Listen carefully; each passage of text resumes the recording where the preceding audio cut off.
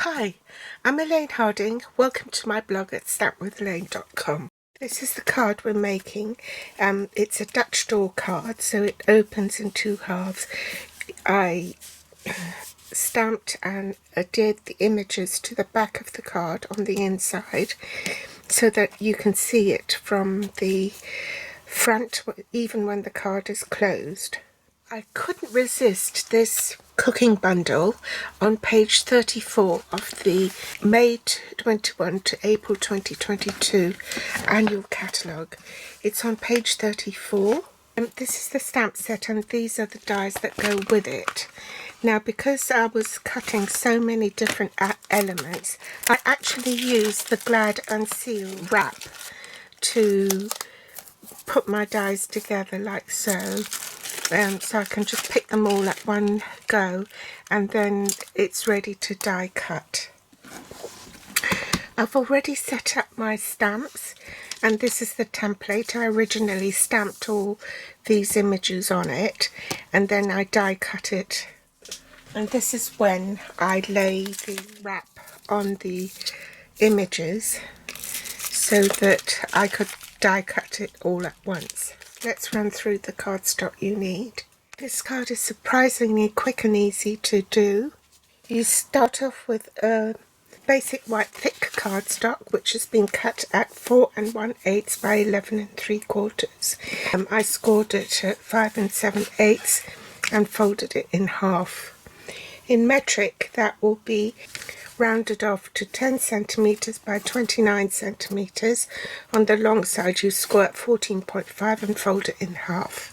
To align the left edge on my cardstock with the short side on top at 2 1/16 of an inch, so it's just there, and I'm going to cut from the score line to the top.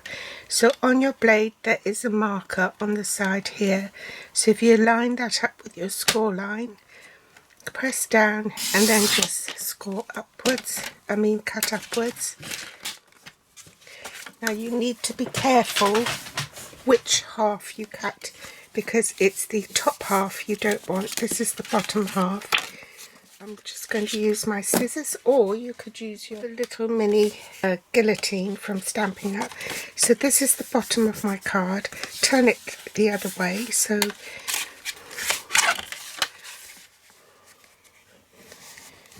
don't want to cut that up, and you just want to cut the top half off.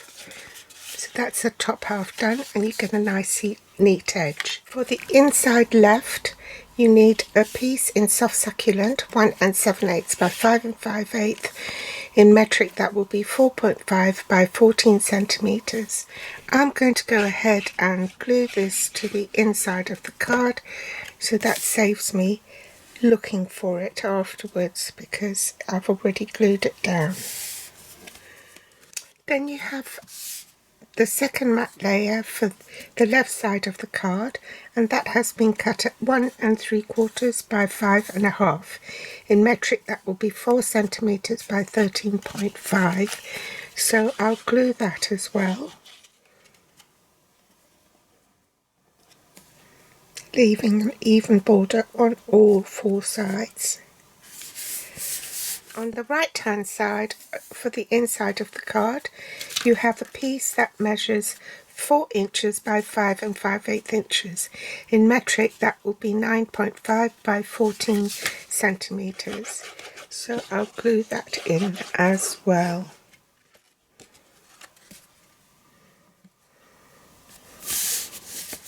We'll set this aside. These are the inks I'm using: Grey Granite and Soft Succulent, Crumb Cake, So Saffron and Soft Succulent stamping blends. You'll also need Mentor Black and Real Red. I'm going to be using the Pansy Petals papers. These have got some gingham sheets on the reverse side. I think there's that Pale Papaya one, Fresh Freesia and Soft Succulent. So we're going to be using the Soft Succulent one. And we need a piece that is 1 5/8 inches there by 5.5. This is the tricky part, which direction you should be cutting your paper. So bring in the trimmer.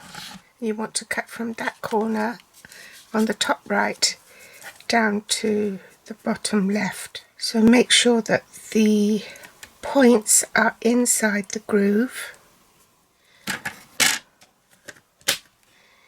and cut down. Put a little bit of glue there. Then you can drag this to get glue on your tip without getting your fingers all sticky. Then you can add glue to the rest of it. And make sure it's right at the top. You also want to glue this piece to the base. Make sure it's below that line.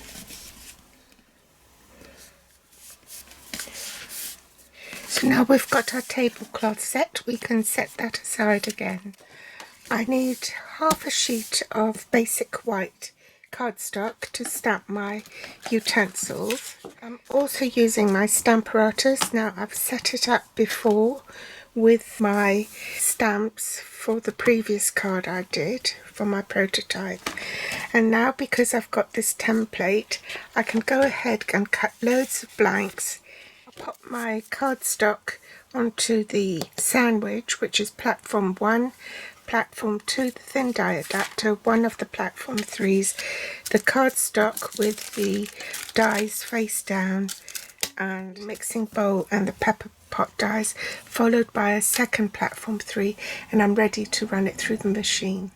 If you're doing lots and lots of card, this is a really quick way to stamp and die cut your images. You don't have to take the time to painstakingly line up your images with the die. You just cut the blanks like I've done here, then gently peel that off from the cardstock, and then you're good to go again. Then I just store the dies back on my magnetic sheet until I need them again.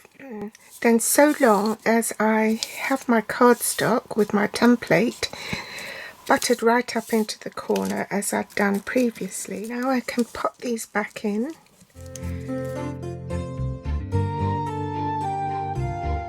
I'll ink up my stamps in grey granite and stamp. And as you can see, they've all been perfectly stamped. I can sweep that off and then leave that on the plate for another time.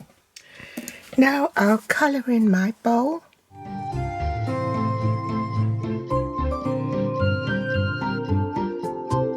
Next I'm going to colour in the spatula. Bring in my self-healing mat, and I'm just going to make an incision along the rim of the bowl, just a tiny slot following the line. So it's about 1 inch long or 2.5 centimeters. I want to give the rolling pin a little bit of height, so I'm going to double stack the glue dots. It's not as high as having dimensionals, but it's just to give it a little bit of clearance for the pepper pots. So I'm going to glue that directly onto the cardstock around here.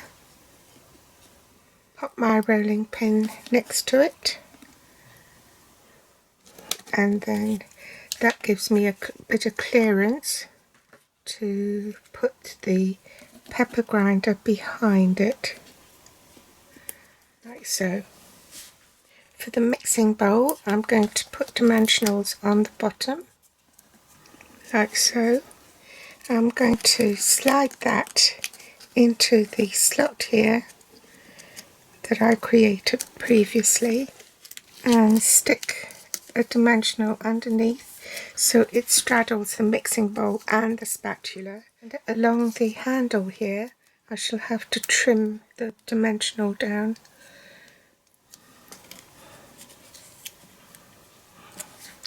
Pop it behind. Put a dimensional so that it's half underneath the mixing bowl so that I can stick my spoon there and have it resting on the table like so.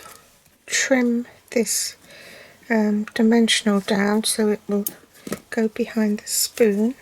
That can tuck underneath to keep the card closed. Decorate the inside of the card. Get my Tuxedo Black Memento ink, stamp some vegetables there, colour that.